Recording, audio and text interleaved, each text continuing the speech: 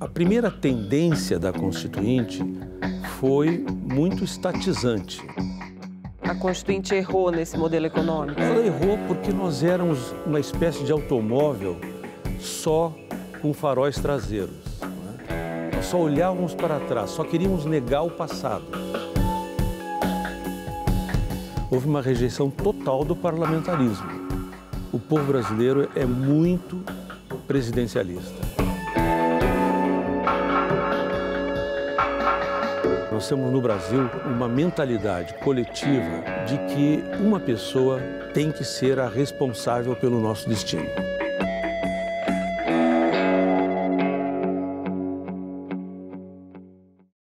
Doutor José Fogaça, o senhor costuma dizer que na Constituinte todos queriam radicalizar em termos de democracia. O que isso significa? Olha, o presidente José Sarney, que convocou a Assembleia Nacional Constituinte, montou também uma comissão de notáveis, grandes juristas, entre eles Paulo Brossard, Afonso Arinos, figuras da maior proeminência no mundo jurídico. Mas a Constituinte estava muito refratária a esse tipo de modelo. Não queria nenhum texto, queria trabalhar numa tábula rasa, num livro em branco, porque se tinha aquela consciência de que houve muitos anos de repressão, muitos anos de opressão também, e queriam ter a liberdade absoluta e que nenhum texto viesse previamente engendrado ou que viesse imposto pelo Poder Executivo, que fosse uma criação natural e original dos próprios constituintes. Isso então, nós montamos um trabalho. Né? No mundo todo, quando vai se fazer uma Constituição, uma Assembleia Constituinte, parte-se de um texto já prévio.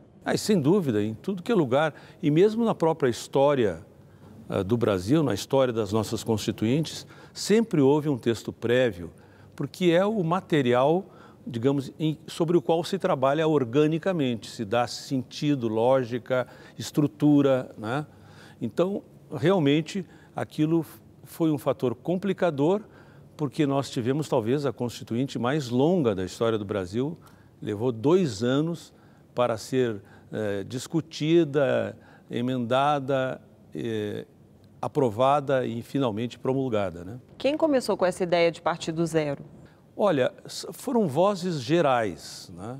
Vozes gerais. Obviamente vindo da oposição ao presidente Sarney, mas também em todos os partidos havia quem reivindicasse essa posição assim inicial, absoluta, com controle total por parte dos deputados e senadores. Agora, ao mesmo tempo que a Constituinte queria partido zero, ela adotou muitos modelos da Constituição de 1946. Porque também não tem como inventar muito, né?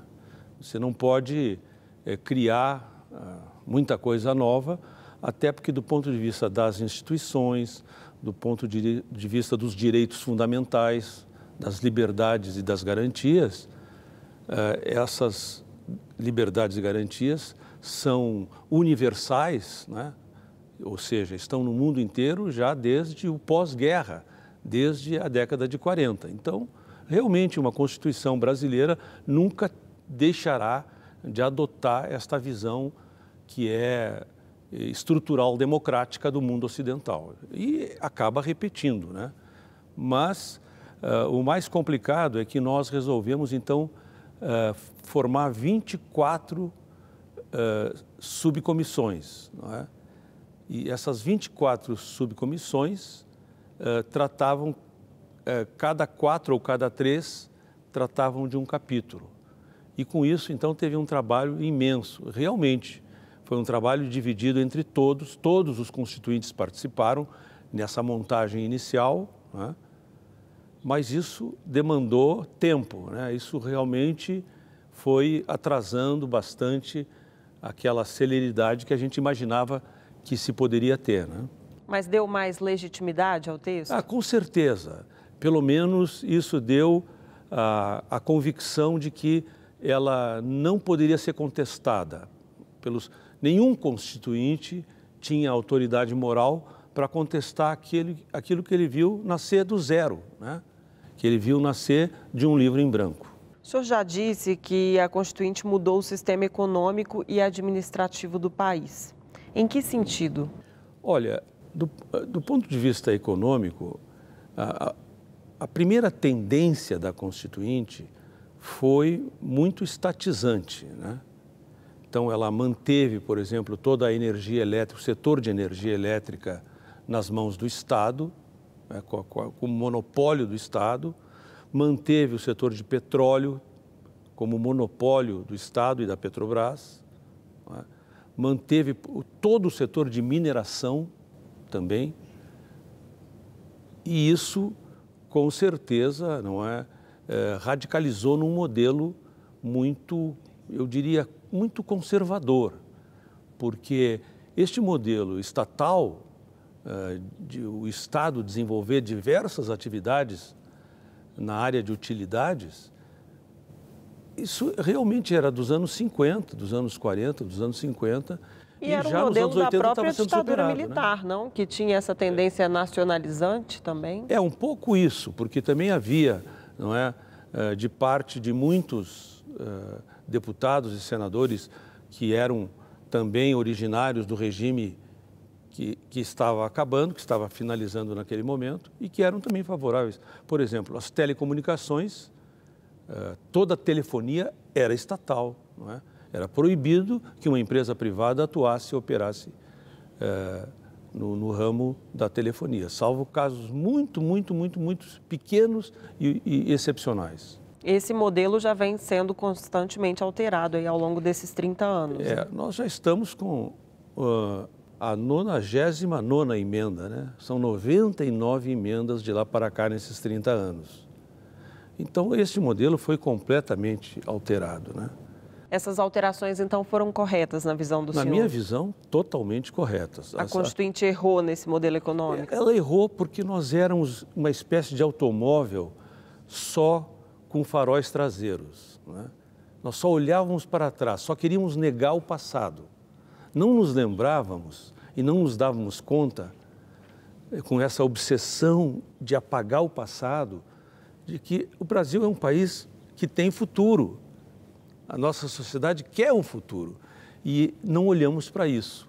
Só ao longo dos anos seguintes, pós-constituinte, que as matérias infraconstitucionais foram desenvolvendo uma visão um pouco mais modernizante e é óbvio, não é? Houve uma série de mudanças na estrutura econômica. Entre elas, não é, a permissão de empresas privadas operarem a energia elétrica, operarem na questão petrolífera, né? Operarem na parte de telecomunicações. Então, realmente, as mudanças foram grandes. Né? Essa analogia do carro o senhor usa só para o setor econômico ou para a Constituição como um todo? Evidentemente, mais para o setor econômico, né? Porque do ponto de vista, por exemplo, das instituições políticas, eu acho que nós montamos um modelo bem razoável e sólido. Tão razoável e sólido que há poucas emendas sobre a estrutura de poder no Brasil, né? Poucas emendas. E, na verdade, o que nós temos no Brasil hoje são 30 anos de uma estrutura de poder praticamente intocável e sólida. Agora, há poucas emendas sobre a estrutura de poder porque é uma estrutura boa ou porque é difícil chegar a um consenso para alterar? Eu diria que as duas coisas, né? Porque é muito arriscado uma mudança que não dê uma garantia de solidez, de estabilidade que atualmente nós temos. É possível que mudanças muito drásticas, por exemplo, houve uma rejeição em 93, uma rejeição total, e eu estava no outro lado, então fui parte dos derrotados nisso, né? Houve uma rejeição total do parlamentarismo.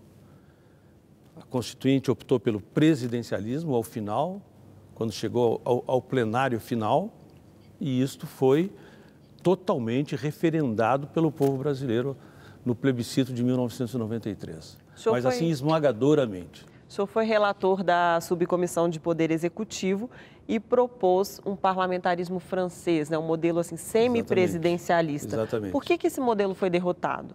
Este modelo, ele é um modelo de coabitação, né? O presidente da República não é uma rainha da Inglaterra, como na Alemanha ou na Áustria, por exemplo. O presidente da República, na França, em Portugal, que é o modelo que eu adotei, ele governa também. Ele também tem uma presença nos atos de governo e o primeiro-ministro divide com ele esses poderes. Então, há um equilíbrio e que os franceses chamam de cohabitation, né? Que é coabitar, os dois têm que se entender muito bem e ter assim um padrão de equilíbrio, de reciprocidade muito grande. É um modelo que foi inteiramente aprovado, né, na experiência francesa e na experiência portuguesa, que estão com isso desde a década de 70 também. E por que no Brasil os parlamentares constituintes não quiseram esse modelo? Foi influência do governo da época? Eu acho que foi influência dos partidos. Nós temos, em primeiro lugar, nós temos no Brasil uma mentalidade coletiva de que uma pessoa tem que ser a responsável pelo nosso destino. A percepção que eu desenvolvi, que eu apreendi ao longo desse período, foi que o povo brasileiro quer ter alguém com nome, endereço, carteira de identidade, que ele saiba a quem reclamar ou a quem atribuir as coisas. Quer individualizar isso. Então, o povo brasileiro é muito presidencialista, né? Latino-americano, talvez. Latino-americano.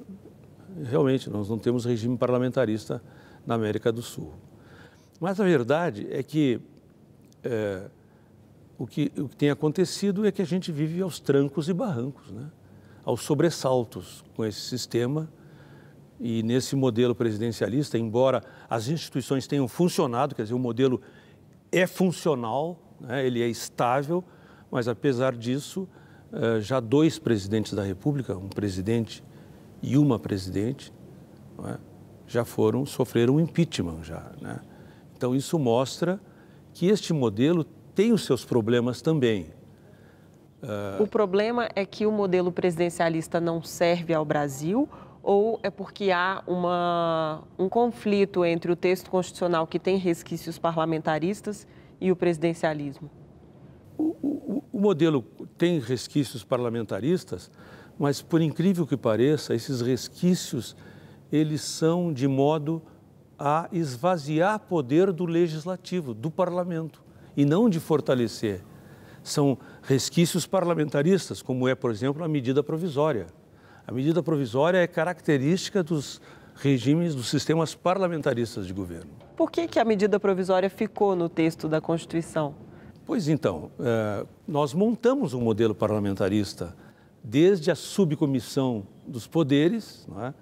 Depois na comissão de sistematização, onde fomos relatores, o Bernardo Cabral, o relator titular, não é? E eu fui um dos seus subrelatores, não é? E nós estruturamos realmente o modelo parlamentarista e ele foi sendo vitorioso até chegar ao plenário final. Ali ele foi derrubado e se instalou a proposta do regime presidencialista. Derrubado pelo Centrão. Derrubado pelo Centrão. Mas depois veio uma emenda nas disposições transitórias, convocando um plebiscito para 1993 entre os 2 regimes. Como é que foi o acordo para se fazer um plebiscito, que era um instituto novo, né, instituído na própria Constituinte? Exatamente.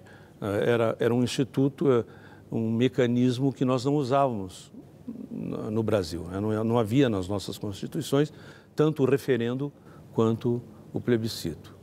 E realmente, depois de ter sido aprovado, não é, o presidencialismo e quase que atropelado o parlamentarismo, porque foi realmente uma vitória muito esmagadora, os parlamentaristas reivindicaram o direito de consultar a população quanto ao modelo, né? Supondo que poderia haver apoio popular ao parlamentarismo. nesta ilusão. Eu era um dos que tinha essa ilusão. Mas constatei que o povo brasileiro é mais presidencialista do que os políticos, que são presidencialistas. E naquele momento, como o país estava inaugurando a democracia, todos os partidos tinham algum candidato forte, né? O PSDB tinha o Mário Covas, o PMDB tinha o Dr. Ulisses Guimarães, o PDT tinha o Brizola, não é? O PPS tinha o Roberto Freire, e quase todos, o PT tinha o Lula, né? Quase todos os partidos tinham um nome forte e todos queriam se valer deste nome para ganhar a eleição e, portanto, era importante para eles que vigorasse o presidencialismo. Esse modelo que o senhor propôs naquele período, o senhor acredita que vem ganhando força nos últimos anos, especialmente depois dos 2 impeachments que o país já sofreu? Eu acho que não, porque eu não vejo esse debate crescer nos meios sociais, na sociedade brasileira, e nem mesmo no interior dos movimentos de protesto que existiram recentemente no Brasil. Não é? Eu não vejo. O que eu vejo é uma coisa de substituição dentro do mesmo modelo. É isso que existe. Eu não estaria dizendo a verdade se eu achasse que essa é uma grande oportunidade para o parlamentarismo. Acho que não é, e vejo, né, que nós estamos encaminhando soluções políticas democráticas, evidentemente, totalmente democráticas, porque através do voto, num regime de plena liberdade, né, mas eu estou vendo que esse encaminhamento é na configuração de poder que se converge para uma pessoa só. O senhor participou de uma outra polêmica, que foi a duração do mandato do presidente da República, que acabou ficando num acordo naquele período de 5 anos, mas depois prevaleceu os 4. Como é que se chegou a esse acordo e por que 4 anos de mandato? No meu relatório, como relator da Subcomissão dos Poderes, eu apresentei a proposta de 4 anos.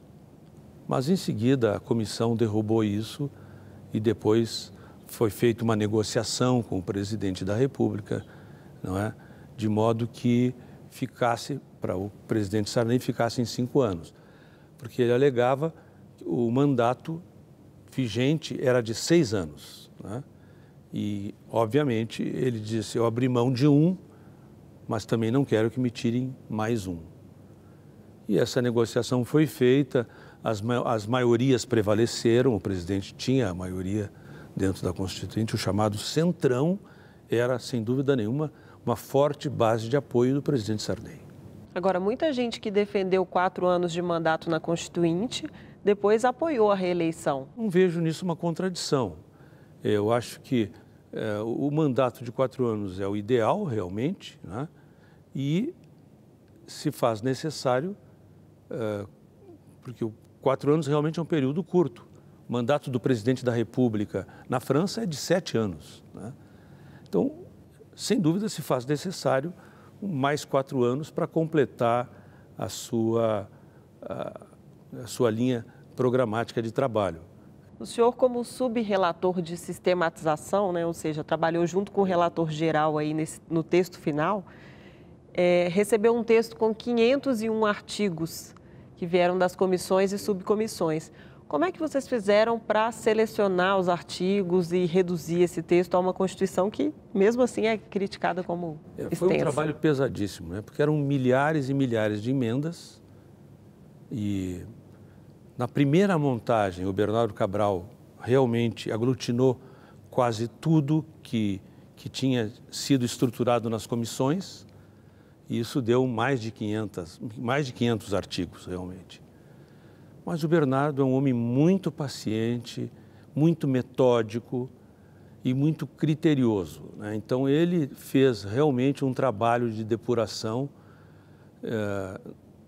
e nós reuníamos o grupo de trabalho, éramos 3 sub-relatores e ele como relator titular, né? E trabalhamos durante alguns meses e chegamos ao final da comissão de sistematização com esse número próximo, um pouco maior que 200 artigos, né? Algumas subcomissões e comissões não entregaram relatório, né? Teve a da comunicação, Sim, reforma agrária. sim. Como é que os senhores fizeram para resolver esse impasse? Não, isso, obviamente, não tendo vindo da comissão, da subcomissão, isto foi acrescentado na comissão de sistematização. Aliás, é interessante porque a comissão de sistematização tinha um viés bastante mais à esquerda, vamos dizer assim, não é? Mas o plenário, como um todo, tinha um viés muito mais conservador, não é? Então, na comissão de sistematização, aquilo que não tinha sido negociado e não tinha sido estruturado nas subcomissões, na sistematização nós introduzimos aquilo que entendíamos que era próprio, não é, da proposta e próprio daquele tempo, das exigências daquele tempo quanto à reforma agrária, por exemplo, e quanto também às telecomunicações. Foi introduzido na comissão de sistematização. Houve alguma mudança feita pelo Centrão, feita no plenário, que o senhor acha que foi uma perda para o texto da Constituição? O que eu vou dizer sobre isso? Além de dizer que foi democrático, foi extremamente democrático. As maiorias... Além da questão do parlamentarismo, certo, né, que a gente já discutiu. A questão do parlamentarismo, mas eles tiraram o parlamentarismo, mas mantiveram a medida provisória. A medida provisória nós copiamos, pode-se dizer, ipsis literis, palavra por palavra, nós copiamos da Constituição italiana. Mas a Itália é um regime parlamentarista. Quando o primeiro-ministro assina uma medida provisória, ele não está ofendendo o Congresso, porque ele é do Congresso e o Congresso que o elege, né? Então, ele tem um acordo e uma convivência, diria até quase que uma espécie de associação de política, de interesses políticos com o Congresso, na Itália. No Brasil, não. Um regime presidencialista, o presidente da República com o poder individual, não é, e muito concentrado, tendo ainda o poder de editar leis, de, com a sua assinatura, fazer uma lei e imediatamente entrar em vigor. Isto realmente não é próprio dos regimes presidencialistas. Então, um dos erros que o Centrão cometeu foi deixar a medida provisória. Agora, tirar, não tira nunca mais. Esse erro e até a questão do sistema de governo são discussões que o Congresso vai ter que enfrentar a partir do ano que vem? Eu não tenho dúvida disso. Eu acho que a reforma política é necessária. Eu acho que a reforma que nós realizamos no mandato anterior, ou neste mandato que está agora se concluindo, no início de 2019, eu acho que essa reforma não atendeu às expectativas do povo brasileiro. Nós fizemos uma reforma muito mais voltada para os partidos, para os políticos, para nós políticos, né? E não fizemos uma reforma que atendesse ao grande apelo desta mobilização, enfim, desta participação popular enorme dos últimos anos, né? Que vem desde 2013, das jornadas de junho de 2013, né? Em que o povo brasileiro está nas ruas. Essa reforma é possível porque o senhor mesmo já disse da dificuldade de se aprovar uma reforma que mexe no sistema de eleição das pessoas que estão envolvidas na própria reforma. É muito difícil, mas nós temos que tentar. Porque eu considero que o sistema distrital ou distrital misto é um sistema muito mais barato, é muito mais fácil e de baixo custo para o candidato. Hoje nós temos o seguinte, nós tínhamos o modelo proporcional com o financiamento das pessoas jurídicas, das empresas privadas, através de doações. Isso gerou todo esse protesto e esse escândalo nacional, né? Então, o que fizemos? Mantivemos o sistema proporcional e passamos a adotar o financiamento público, que realmente acaba com essa presença e a influência das empresas. Realmente conseguiu isso. No entanto, é muito caro o sistema proporcional. Um deputado do Rio Grande do Sul, seja estadual ou seja federal, ele tem que percorrer o estado inteiro. E o custo de uma campanha assim é altíssimo. Já na Inglaterra, um deputado inglês caminha quadras, caminha quarteirões para encontrar os seus eleitores, para cumprimentar os seus eleitores. Ele faz aquilo no seu bairro, porque o distrito é geograficamente pequeno, embora com grande densidade populacional. Então, sai barato, o custo é mínimo. Nós podemos, então, fazer essa reforma, continuar com o financiamento público, mas com mas muito menos dinheiro do que hoje se está gastando. Tem proposta de nova Assembleia Constituinte. O senhor acha que esse é o caminho? Eu devo dizer o seguinte, o MDB do Rio Grande do Sul, partido ao qual eu pertenço, fez uma opção há 1 ano e meio atrás de propor uma ideia de Assembleia Nacional Constituinte, de uma nova Constituinte, não é? Mas eu acho que foi no calor de uma crise e da necessidade de haver uma grande mudança. Do meu ponto de vista, eu acho que nós não precisamos realmente de uma Constituinte, não é? Nós temos que emendar a Constituição, temos que fazer uma reforma política, sim, que a estrutura de poder tem que ser democrática, ela o é, né? Mas ela precisa também ser acessível, fácil e barata. Não pode ser uma coisa de altíssimo custo que fecha as portas para muitos, né? E que realmente vai criando, queira ou não queira, um modelo onde os que têm mais recursos são os mais favorecidos. Muito obrigada pela entrevista. Eu que agradeço, obrigado também.